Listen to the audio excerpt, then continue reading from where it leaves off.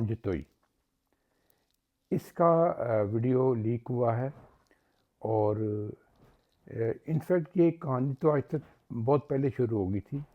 کہ اس کے ماں باپ بھی اس میں انوالو تھے، کہ شروع میں انہوں نے ویلاگ بنا کے اپنے آپ کو غریب ظاہر کیا، حالانکہ وہ اچھے کھاتے پیتے لوگ تھے، تو انہوں نے اپنے ملازمین کے گھر میں رہنا شروع کر دیا۔ اور تو تب یہ بچی تھوڑا چھوٹی تھی، لیکن جب یہ جوان ہوئی تو انہوں نے سوچا کہ ہم زیادہ لوگوں سے گفٹ وغیرہ اور پیسے وصول کریں، تو پھر انہوں نے اپنی بچی کو اس پہ کام پہ لگا دیا۔ تو اپنے آپ کو غریب شور ظاہر کرنے کے لیے اپنی ملازمین کے گھر میں آ کے بچی کی ویڈیوز بناتی تھی، تو یہ بتایا کہ ہم ایکچولی تو غریب ہی ہیں، تو یہ ساری ویڈیوز میں بناتی ہوں، ایک چارپائی کے اوپر کپڑا ڈال کے بیٹی کو سامنے بٹھا کے ویڈیو بناتی ہوں۔ خیر ان کا یہ ہتھ کنڈا بھی کسی حد تک کامیاب رہا، اور ان کو جو نا گفٹ آنے شروع ہو گئے۔ آپ کو پتہ ہے کہ جو عیاش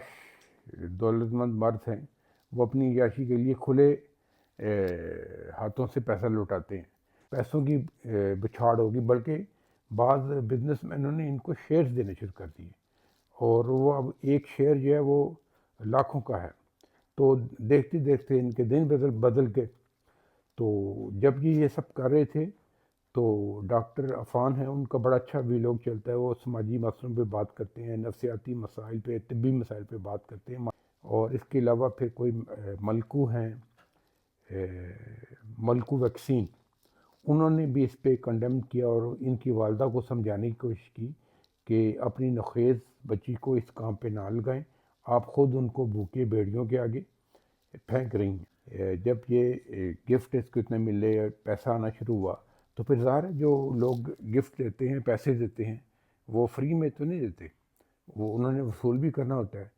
تو انہوں نے اس کو دبئی بلا لیا۔ اب یہ اکیلی بچی، امیجن کریں کہ ٹین ایجر ہے، اور والدین کے بغیر وہاں پہ گئی،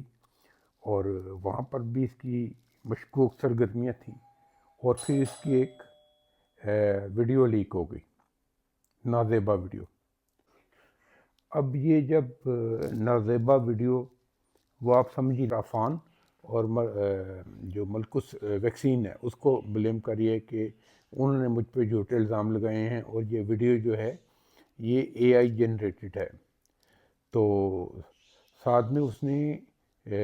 قرآن پاک اٹھایا ہوا ہے۔ اب دیکھیں اس بچی کی عمر دیکھیں، اس کو لگتا ہی نہیں کہ اس نے کبھی قرآن پاک پڑھا ہوگا، یا اس کا مقصد